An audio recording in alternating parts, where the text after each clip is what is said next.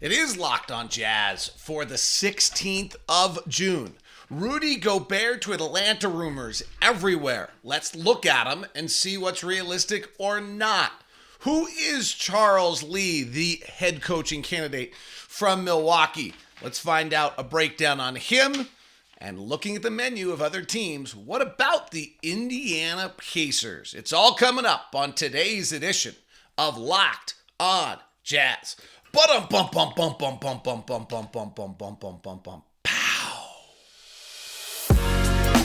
You are Locked on Jazz, your daily podcast on the Utah Jazz.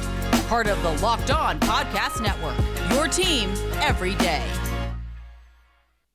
How are you? I'm David Locke, radio voice of the Utah Jazz, Jazz NBA insider. This is Locked on Jazz, your daily podcast on the Utah Jazz, giving you insight, expertise, geeky numbers, and hopefully making it way better to be a Jazz fan each and every day.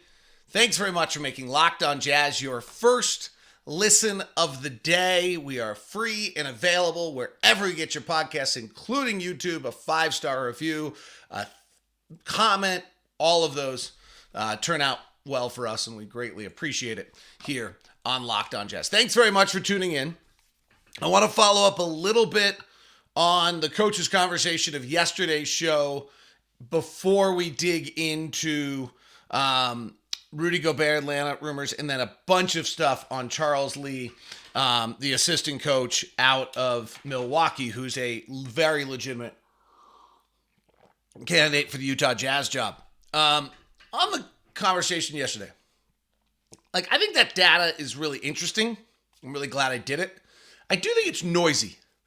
And so one of the things that came out was that hiring a G League head coach is been really, really successful. Well, does that mean you just go hire a G League head coach, or does that mean that the 5 G League head coaches that were hired earlier were the obvious selections and that everyone knew that Chris Finch and Nick Nurse were going to be great head coaches one day? And frankly, maybe people knew the same thing about Taylor Jenkins, and that it isn't just go hire a G League head coach, but that G League head coaches that were really good have already been hired. And that the reason there haven't been 15 G League head coaches is because it's clear that those weren't there. Now, we'll see. And teams are team G League coaches' rosters are different. Like Jason Terry, we talked about yesterday, had a very veteran G League team with Isaiah Thomas and some other players of that sort. The other one is, I just think you're trying to find, patterns of things and what a roster looks like, what a team has such an impact on it. And so there's also some level where certain style of players or coaches probably go to other same style of teams, if you understand. So in other words, a good team is probably more likely to hire X than a bad team is. Now, the other one is frankly that, New York, the Lakers have a bunch of weird bad hires and they all hire former head coaches. There are a bunch of teams that literally just hired former head coaches. So I just wanted to point out that I thought it was interesting. I'm really glad I did it. I do think it was noisy. From a data standpoint. And so just throw that out there for you to consider.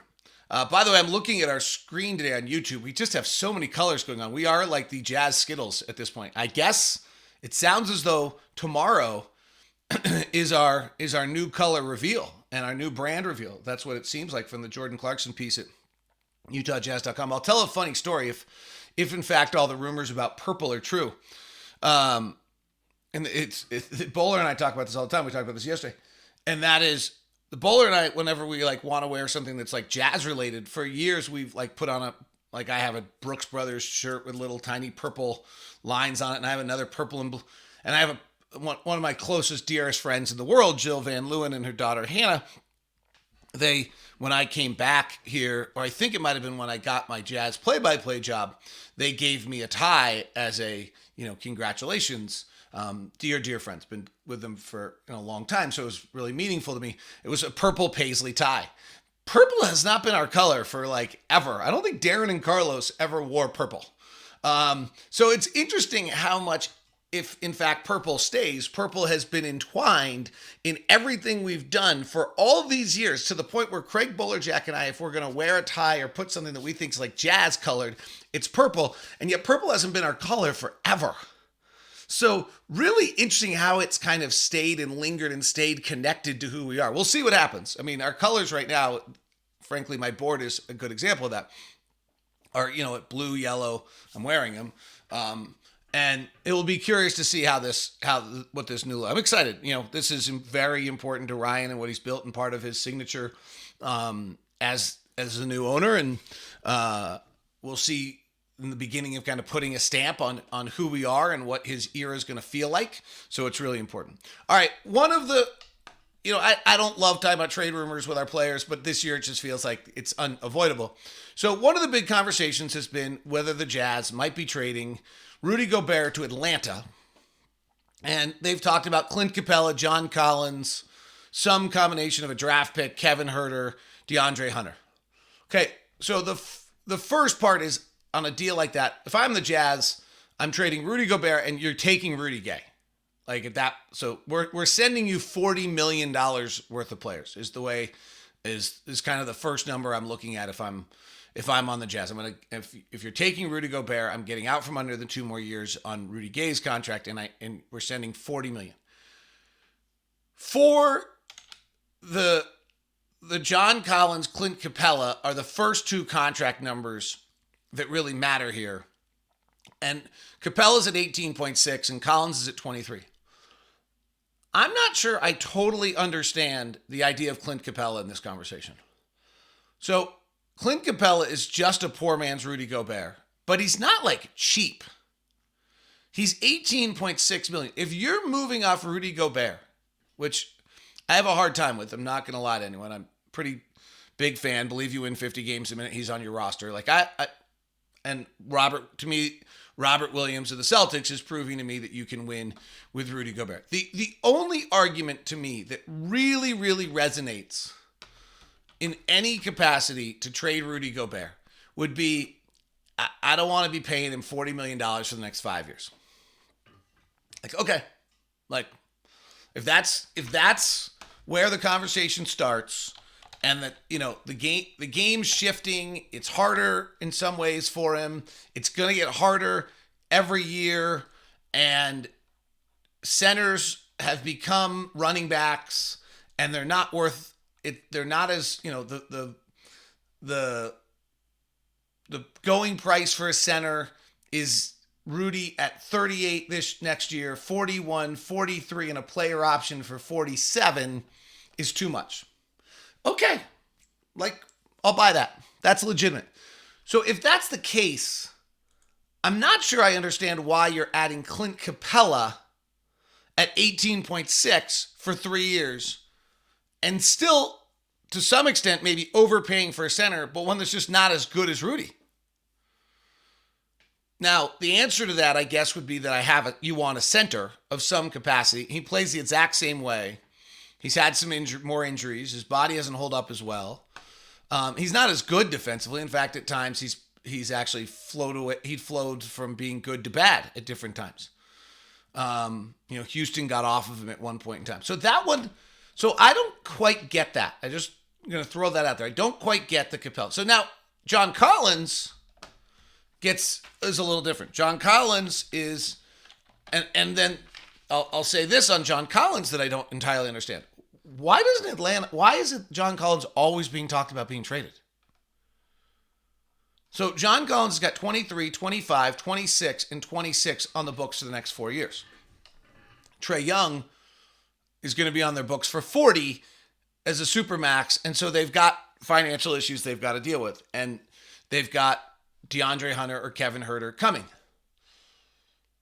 So I think John Collins has been really good. He's crazily efficient. He is 6'9", 226. He kind of plays a 4. He slides to some 5. He's not elite athletically.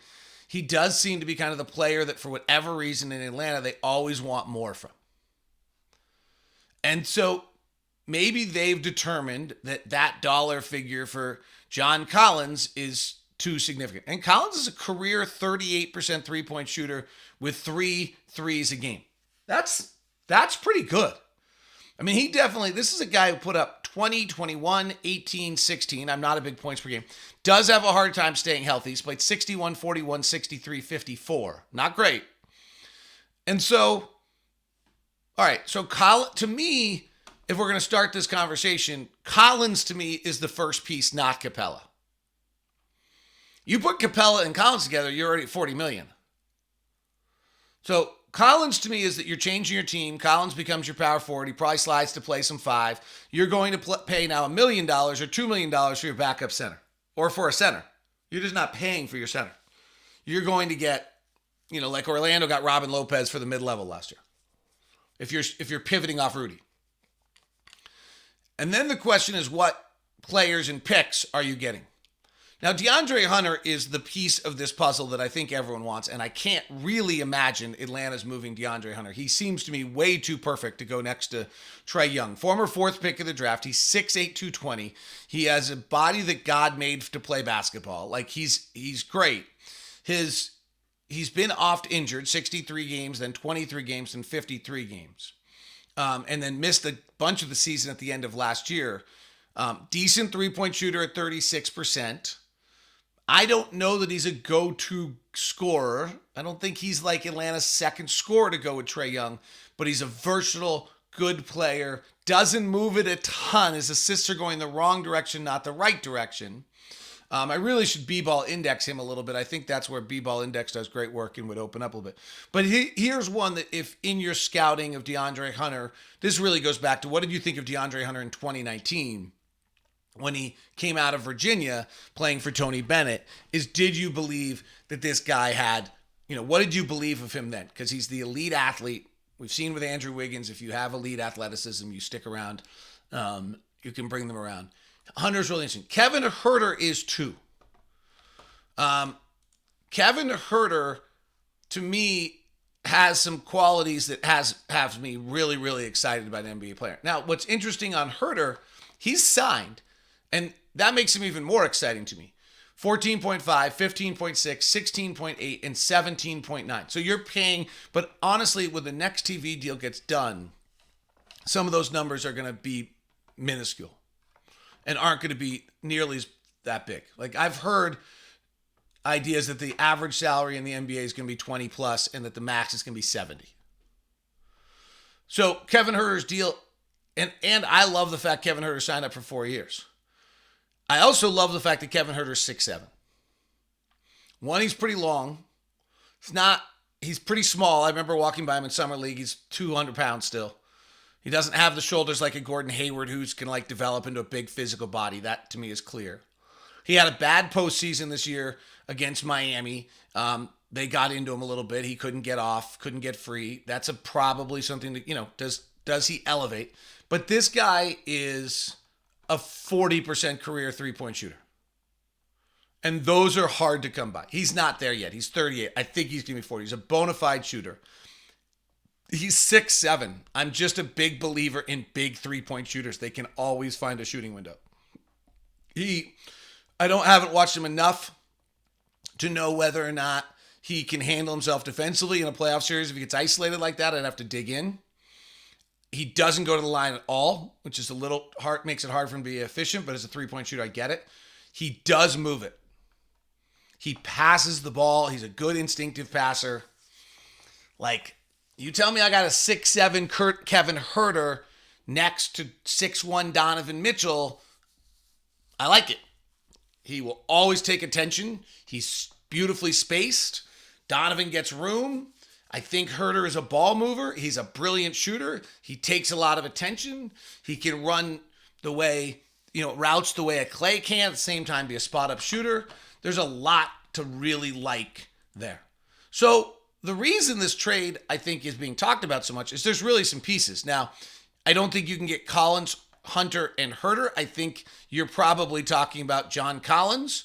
You're probably talking about Kevin Huerter. And now, from a Jazz standpoint, you just got 2 guys that are signed up for 4 years, and you're not worrying about a bunch of things there. And I think the trade has to go would have to go down past July 1 because Huerter's contract would have to move to the 14.4. So it might be one of those things where you're also getting a draft pick, and now you're getting a draft pick. Huerter's at 14, Collins is at 23. You're sending Gay and Gobert for 40. It adds up. It works. And if you get a draft pick in there in some capacity, maybe that's enough. John Collins, Kevin Huerter, each for 4 years, along with a draft pick, and doesn't feel like enough for me for Rudy Gobert because I think Rudy Gobert is outstanding. But you're there. You're now rebuilding a roster, and I do like getting player control. So that's why everyone's talking about that. Who is Charles Lee? He's a Bison. He's also an equities trader. He's also experienced a unique NBA training camp. We'll tell you all about Charles Lee, the assistant coach up for the Utah Jazz job here as we continue. Today's show, a Thursday edition of Locked On Jazz. Thanks so very much for tuning in. I want to tell you about an interesting group called Summit Cap. It's a Utah County-based group, and they actually invested in Locked On. That's how I know about David and Jeff and Matt. Jeff actually kind of found us, brought it in. I remember sitting down with them in their office, and it was a super interesting meeting because their instincts as business people were that there was something unique to Locked On, that it was working correctly, and yet they had invested in oil pipelines in Wyoming. Like, they weren't investing in media companies, but they could tell there was something. And it tells you a little bit of who they are. Like, okay, we can tell there's something going on here. They're very complimentary, and they're not the type of people that are going to sit there and push you to okay, well, but we're going to invest, but in 9 months we have to have this. So here's the reason that I'm mentioning Summit Cap and Matt and Jeff and David is they're looking to provide capital for management that's seeking to buy out the owner of their business they work in. So if you work for a company, the ownership has their vision of where the company's going, probably less aggressive. They're probably older, where I've gone with it going. They realize, hey, you probably know the business. You can take it to new heights. We'll buy out the current ownership. They win. And we'll supply the money for you to be able to take this company to the next heights. And you win now because your knowledge becomes your equity, and they bring the cash, which you probably don't have. It's all over at Summit Cap. If you know someone who this fits into, providing capital for management seeking to buy out the owners of business. Email Matt at lockedonjazz@summitcaputah.com. That's Matt at summitcaputah.com. You can text Matt at 801-796-2033, or even if it's better for you, just email me at dlock09@gmail.com and I'll set you guys up. So that's over at Summit Cap. Interesting Utah-based company. I always enjoy. I got to see David, his daughter, beat my daughter in the Utah Junior State Am Finals, Junior State Am Finals. So congratulations to them. Bittersweet. No, it's fine. They're good people. It's always a pleasure to work with good people. Today's show is also brought to you by Built.com. What? Ladies and gentlemen, available in both bar and puff, mud pie, and an exclusive chocolate brownie, coconut brownie puff. The mud pie bar and brownie, I just got them. They're incredible. The mud pie bundle, legit. Plus 2 coconut brownie chunk puffs. This is the best flavor I've had yet. I'm not lying. I am a coconut brownie chunk, and a brownie batter. Those are my 2 favorites up to now. Mud pie puffs were amazing. 150 calories, 16 grams of protein, 8 grams of sugar.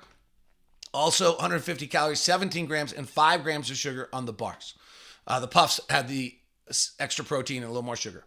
All available at Built.com. Mud pie, both in puffs and bars. Locked15 is your promo code to get 15% off on your whole order or any order at Built.com. All right, who is Charles Lee? By the way, thanks for making Locked On Jazz your first listen of the day. It starts today, right? The ultimate NBA mock draft starts today. I can't wait to listen to this. A 5-part series, over 50 industry experts. It all starts. It's on your Odyssey app. It's on your Locked On app. Whatever, you're going to find it. Search Ultimate NBA Mock Draft. The first pick is June 16th. Search NBA Mock Draft. Don't miss a pick. It's going to be great. I can't wait to start listening. All right, who's Charles Lee? Charles Lee is currently the assistant coach for the Milwaukee Bucks, and grew up in Maryland. He went to Bucknell. Bucknell's in the Patriot League. It's a small school out of Pennsylvania. It's near the Amish. He won 2 NCAA games there. He was their Patriot League Tournament Player of the Year twice. They upset Kansas in the most historic moment in Bucknell history, and they upset Arkansas. And then he goes to the Spurs camp. He actually plays Summer League in Salt Lake City, Utah, and does really, really well in the Spurs camp. And pretty interesting. So he gets to play for the Spurs camp. And the Spurs that year had lost in the second round. So they go to France for a 2.5-week, really intensive training camp in France, and he gets to go to that. He says he then gets cut at the very end, and his comment is, "I wish I had been more aggressive, but the experience was unbelievable." He said, and then as he moved on, he went to go play. He started in Israel. He said, it was hard mentally to get myself out of being cut by the Spurs.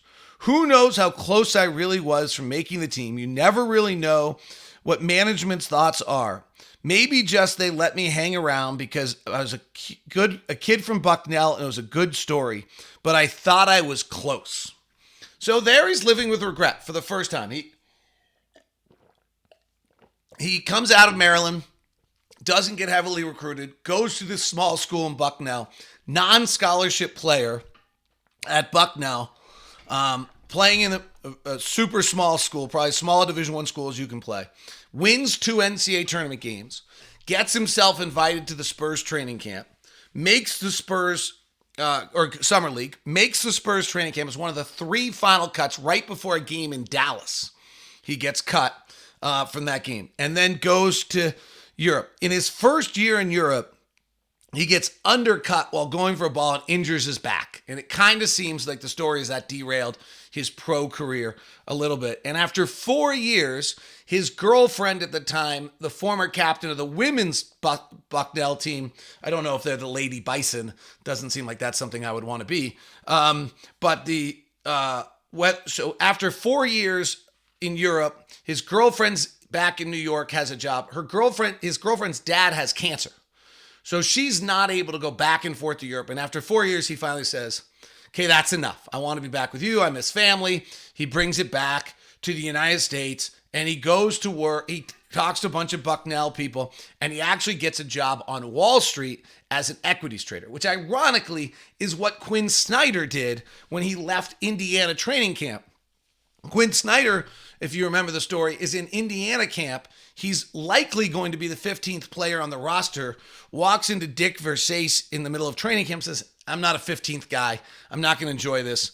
I'm out. I'm done. I retire. And Quinn leaves the game at that point along the way, never goes and plays in Europe and starts. At that point, he goes onto the equities desk, I believe. But I think he did it for Morgan Stanley. Charles Lee does it for Bank of America. So he's now back home. He marries his then girlfriend, Lindsay's her name, who becomes and they still are married today. And he starts kind of volunteering at youth camps. He's playing a little. He just doesn't quite shake the basketball Jones. And the new coach, he ends up going to an alumni event at Bucknell. He meets the new coach. He had a legendary Hall of Fame Bucknell coach who was no longer around. And he meets the new coach, and this guy, Michael Cotton, who was an assistant for Bucknell, goes to Ryder in a little bit of a surprise move, and they hire Charles Lee to become the head coach, or the assistant coach at Bucknell 1 year out of playing. And it's really interesting to go back and read that press release, because in that press release, the coach says, anyone who's ever met Charles knows that he has the it factor that defines a successful coach. So that's solely based on just what he did at Bucknell, been around him, who this guy's personality is. I don't know Charles Lee. Everyone I've talked to over the last week about him, very positive. He's 37 years old. He's still young. He's interviewed for jobs each of the last 2 years. It's kind of known he's going to be an NBA head coach. Kevin Arnovitz highlighted him many years ago in one of his ESPN articles as one of the rising coaches in the league. So he's known in that sense and has been expected. But I thought that was an interesting quote. The next thing I think is really interesting about his career is he's at Bucknell for 1 year, and Mike Budenholzer hires him to Atlanta. So why?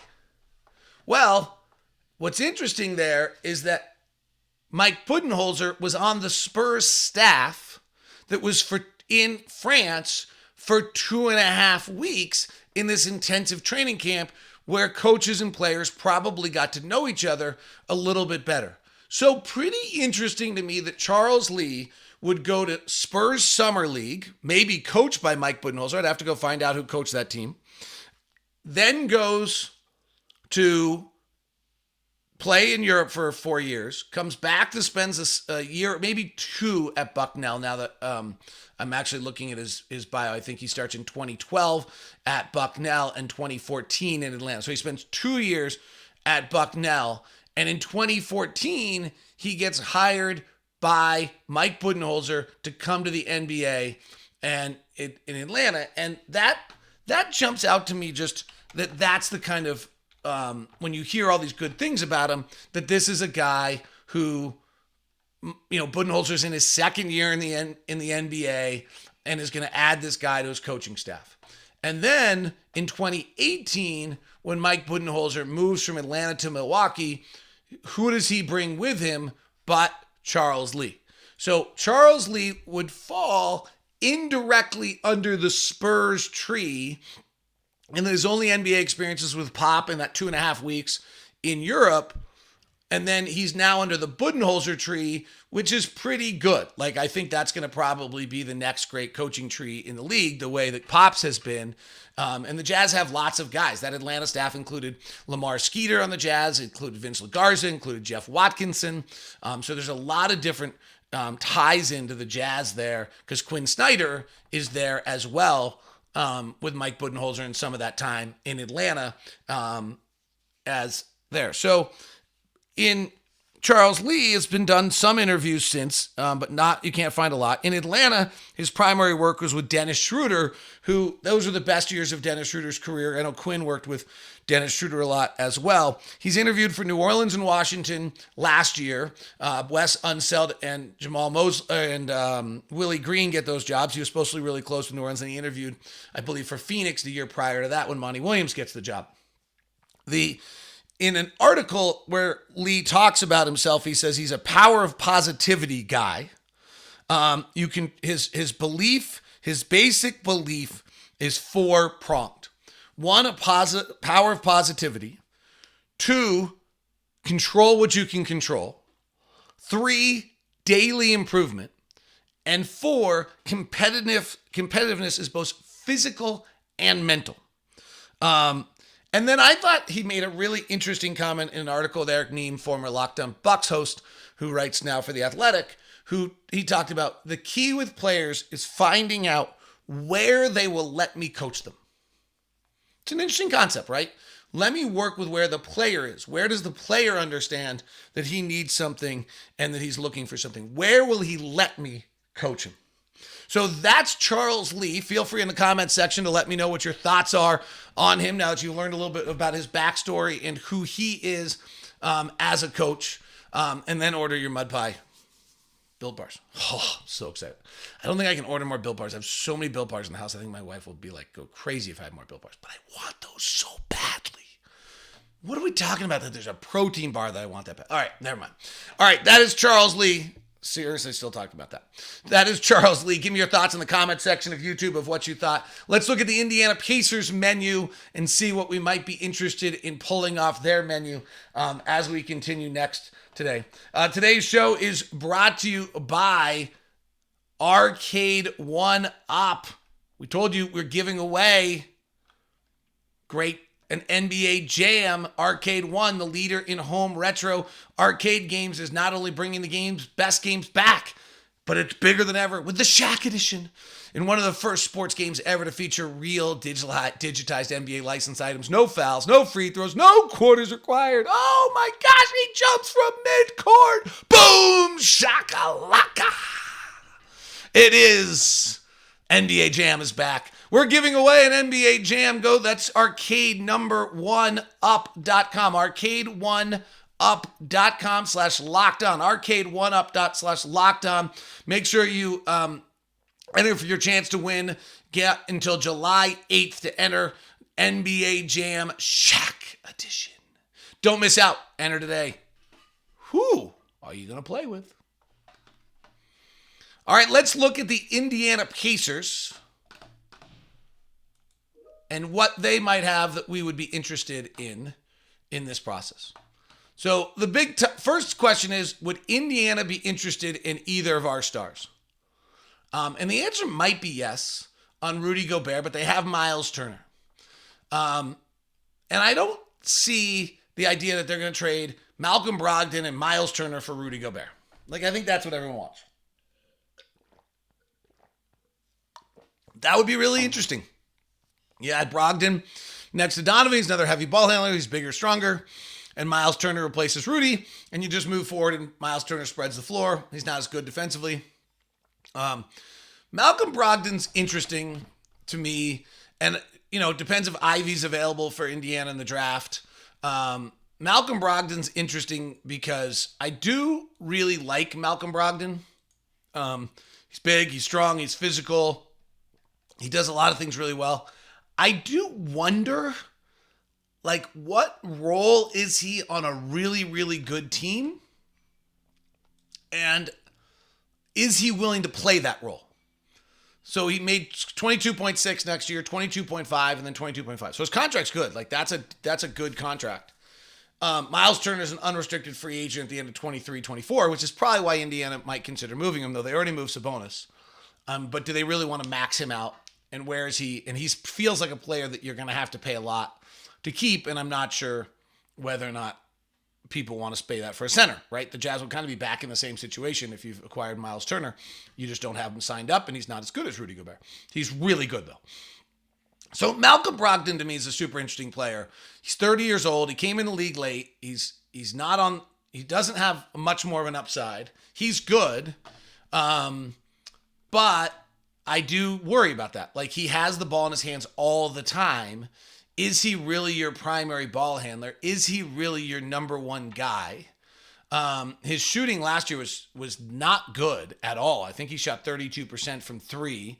And he's really been intermittent with his three-point shooting. He's a career 38%, but my memory is he's never shot 38%. It's 42-31, 42-31, and then that gets him to his 38. I think that's not true. I think he has a year in there at 38 or 39, but you get the concept. He's another one who's oft injured. 48 games, 64 games, 54 games, 56 games, 36 games. He's not an elite athlete. He would have been drafted in the first round if he was. He was rookie of the year from Milwaukee after being drafted in the 36th pick of the second round. He's a very cerebral guy. At the University of Virginia, he didn't live with the athletes. He lived on this very special area of campus for the elite of students. He's been, I think, at times maybe either, because of who his coaches were, but kind of known as sometimes difficult to coach. That is he's so thoughtful and all the time. So he's an interesting piece. I know that's a name that gets bounced around a lot by Jazz fans, that they really want Malcolm Brogdon. I will be curious to watch Malcolm Brogdon on his next team. I'm really curious to see how he fits. They want to turn this thing over to Tyrese Halliburton. And he's going to be the one who has the ball most of the time. And is Malcolm Brogdon okay with that? I think that's a really interesting aspect. They also have Buddy Hield, who's a great shooter, but not a great defensive player, not a cerebral player. At least was the book on him out of Sacramento. I don't know if that's true, but that's what everyone said. Kind of more instinct shooting. Did add the off the bounce three, was the best catch and shoot player in the league for a little while. $22.7 million with 2 more years left on that deal as well. But otherwise, TJ McConnell is an interesting piece at $7 million. He has 3 more years left on his deal, and they then don't really have anything else. That Jalen Smith, who they acquired, that Phoenix gave up on, former top 10 pick, would be someone that if you could get them, if you're doing a deal with Indiana, I would try to get that into my deal somewhere along the way. All right, that is Locked on Jazz today. Hope you had a good one. Hope you enjoy. Friday edition is Ask LOJ. So send me your questions with hashtag Ask LOJ, hashtag Ask LOJ tomorrow. We'll be fun with it. Thanks very much for tuning in. Have a great one. Talk to you soon.